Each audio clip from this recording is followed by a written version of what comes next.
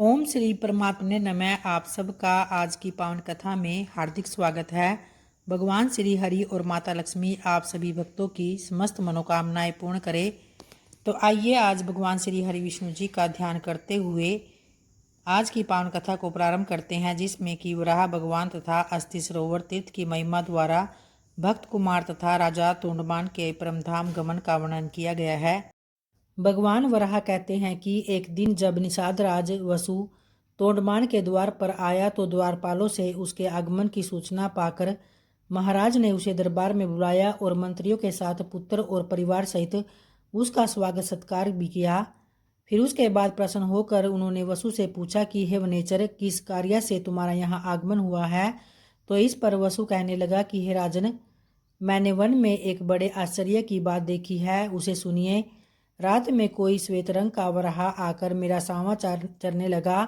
तब मैंने हाथ में धनुष लेकर उसका पीछा भी किया तो खदेड़ने पर वह वायु के समान वेग से भागा और मेरे देखते ही देखते स्वामी पुष्करणी के तट पर वाल्मीकि में वह जा घुसा। तब मैंने क्रोधवश उस वाल्मीकि को खोदना आरंभ किया और इतने में ही मैं मूर्छित होकर पृथ्वी पर गिर पड़ा।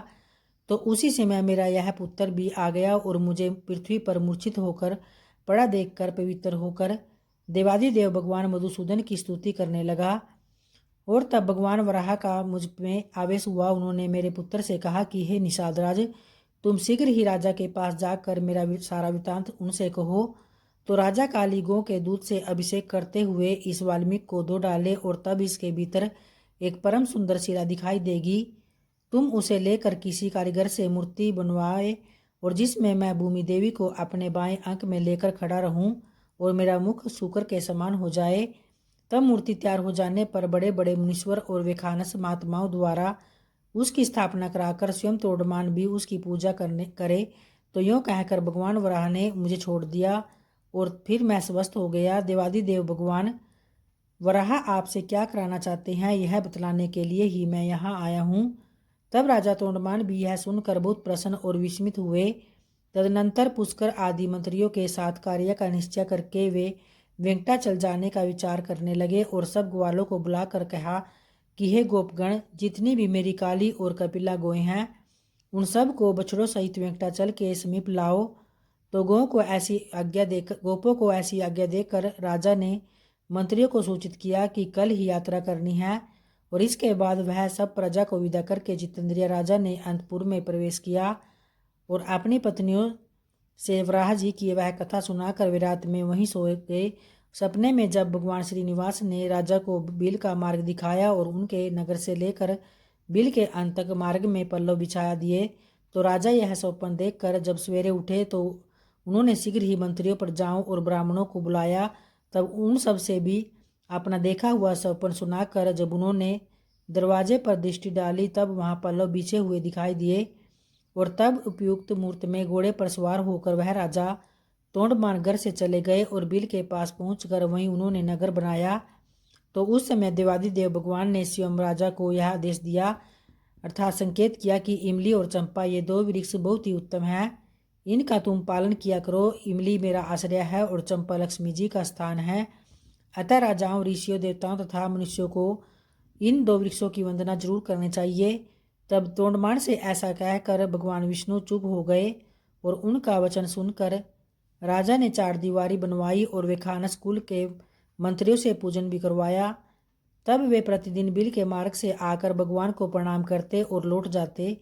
तो उन्होंने उत्तम भोग को भोगते हुए धर्मपूर्वक राज्य भी किया। इसी समय दक्षिण देश के एक श्रेष्ठ ब्राह्मण गंगा स्नान के लिए स्त्री सहित जब घर से चले तो मार्ग में ब्राह्मणी गर्भवती हो गई और उसे इस दशा में देखकर और अपने साथ चलने में असमर्थ जानकर ब्राह्मण देवता राजा के द्वार पर आए। द्वारपाल से उनके आगमन की सूचना पाकर राजा ने उन्हें दरबार में जब बुलाया और उनकी विधि पूर्वक पूजा करके उनसे कुशल समाचार पूछा तो कि हे ब्राह्मण, आपके आगमन का क्या हेतु है, तो बतलाइए, मैं आपकी किस आज्ञा का पालन करूं। तो इस पर ब्राह्मण कहने लगा, हे नृपश्रेष्ठ, मैं विशिष्ट कुल में उत्पन्न वीर शर्मा नामक सामवेदी ब्राह्मण हूँ और घर से गंगा स्नान करने के लिए पत्नी को साथ लेकर निकला था।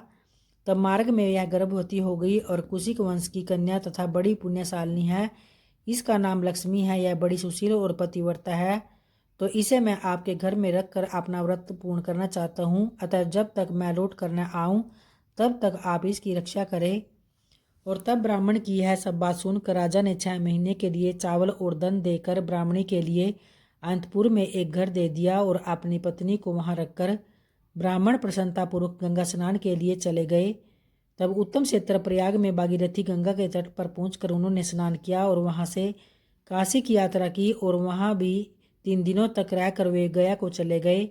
वहां फिर उन श्रेष्ठ ब्राह्मण ने अपने पितरों का श्राद्ध किया। तत्पश्चात अयोध्यापुरी की यात्रा करके वे बद्रिका आश्रम को चले गए। फिर 40 ग्राम तीर्थ का सेवन करके अपने देश की ओर जब लौटे तो इसी में 2 वर्ष बीत गए। तब वैशाख मास की शुक्ल पक्षिया एकादशी तिथि को वे पुनः राजा के पास आए तो राजा ब्राह्मणी को भूल गए थे, उन्होंने उसका कभी स्मरण नहीं किया। तब ब्राह्मणी स्वाभिमानी थी और 6 महीने बाद अन्न समाप्त हो जाने पर भी वह मांगने नहीं गई, घर में ही वह मर गई। और तदनंतर वीर शर्मा ब्राह्मण ने गंगाजल की पिटारी खोलकर एक शीशी गंगाजल राजा को भेंट किया और पूछा कि मेरी धर्मपत्नी कुशल से तो है ना। तब राजा ने ब्राह्मण को स्मरण करके कहा कि आप ठहरिए, मैं अभी आता हूँ। तो यूँ कहकर उन्होंने अंतपुर में जाकर देखा तो ब्राह्मणी घर में ही मर गई थी। तब ब्राह्मण को यह बात न बताकर राजा ने उसी उत्तम बिल में प्रवेश किया और श्री तथा भूदेवी के सहित भगवान श्रीनिवास का दर्शन करने के लिए वे वेंकटाचल पर चले गए। तो राजा को सहसा आते देखकर श्रीदेवी और भूदेवी दोनों छिप गई और उन्हें प्रणाम करते देखकर भगवान ने पूछा कि हे राजन, यह असमय में तुम्हारा आगमन कैसे हुआ है। तो राजा ने भयभीत होकर ब्राह्मणी की मृत्यु का सारा वृत्तांत बतलाया। तो उसे सुनकर देवदेव भगवान विष्णु ने कहा कि हे राजन, उस श्रेष्ठ ब्राह्मण से ब्याह न करो, तुम ब्राह्मणी के शव को डोली में बिठाकर अपनी रानियों के साथ यहाँ ले आओ और मेरे निवास स्थान से पूर्व भाग में जो अस्थि सरोवर है उसी में द्वादशी को नहलाओ। तो वह सरोवर अब मृत्यु का निवारण करने वाला है, उसमें स्नान करके ब्राह्मणी जीवित हो जाएगी और अन्य स्त्रियों के साथ इस सरोवर से बाहर निकलेगी, फिर उसका ब्राह्मण के साथ संयोग हो जाएगा। तो भगवान श्रीनिवास का यह वचन सुनकर राजा अपने नगर में गए और सुंदर सुंदर डोलियों में अपनी रानियों को एक डोली में मरी हुई ब्राह्मणी को बिठाकर ब्राह्मण को आगे करके वहां से भगवान का दर्शन करने के लिए चले गए। और अस्थिकूट सरोवर पर पहुंचकर राजा ने उन सब स्त्रियों को स्नान करने की आज्ञा दी। तो उनकी रानियों ने अस्थि चरम विशिष्ट ब्राह्मणी को भी सरोवर में डाल दिया।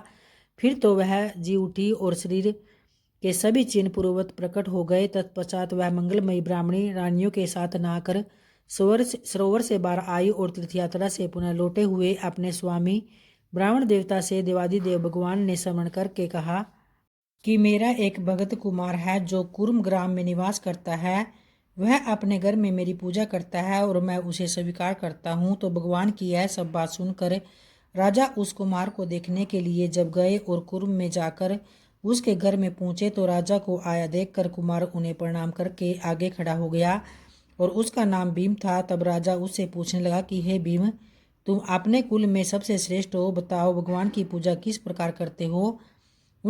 तो इस पर वह कुमार कहने लगा कि हे महाराज, मैं कभी कोई पूजा नहीं जानता, भला आपसे किसने कह दिया कि कुमार पूजा करता है। तब तोड़मान बोले, स्वयं भगवान श्रीनिवास ने तुम्हारे पूजन की यह बात कही है। तो राजा की यह सब बात सुनकर कुमार को पूर्व काल में दिए हुए भगवान के वरदान का स्मरण हो आया और उसने कहा कि महाराज, पहले भगवान वेंकटेश्वर ने मुझे यह वरदान दिया था कि जब तुम्हारी की हुई पूजा प्रकाशित हो जाएगी तब राजा तोंडमान तुम्हारे द्वार पर आ जाएंगे और उनके साथ तुम्हारा संवाद होगा, तब तुम्हें मोक्ष भी प्राप्त हो जाएगा। तो यूँ कहकर पत्नी सहित कुमार ने वहां आए हुए विमान को और उस पर बैठे हुए भगवान जनार्दन को देखकर उन्हें प्रणाम करते हुए प्राण त्याग दिए। और तब राजा धीराज तोंडमान के देखते देखते विमान पर बैठकर दिव्य रूप धारण करके दिव्य रूप धारणी पत्नी के साथ वह भगवान विष्णु के परम धाम को चले गया। तो इस तरह से आज के साढ़ मास कथा महात्म्य के 6ठे अध्याय का यहीं समापन होता है और कल की कथा कल के अध्याय में जानेंगे। और आइए अब माता लक्ष्मी जी का ध्यान करते हुए उनकी आरती को प्रारंभ करते हैं। तुलसी महारानी नमो नमो, हरि की पटरानी नमो नमो, धन्य तुलसी पूर्ण तप कीनो, धन्य तुलसी पूर्ण तप कीनो, शालिग्राम बनी पटरानी नमो नमो। जाके पत्र मंजरी कोमल, जाके पत्र मंजरी कोमल, श्रीपति कमल चरण लपटानी नमो नमो। हरि की पटरानी नमो नमो। धूप दीप नैवेद्य आरती, धूप दीप नैवेद्य आरती, पुष्पन की वर्षा बरसानी नमो नमो। हरि की पटरानी नमो नमो। 56 भोग 3600 व्यंजन, 56 भोग 3600 व्यंजन, बिन तुलसी हरि एक न मानी नमो नमो। हरि की पटरानी नमो नमो।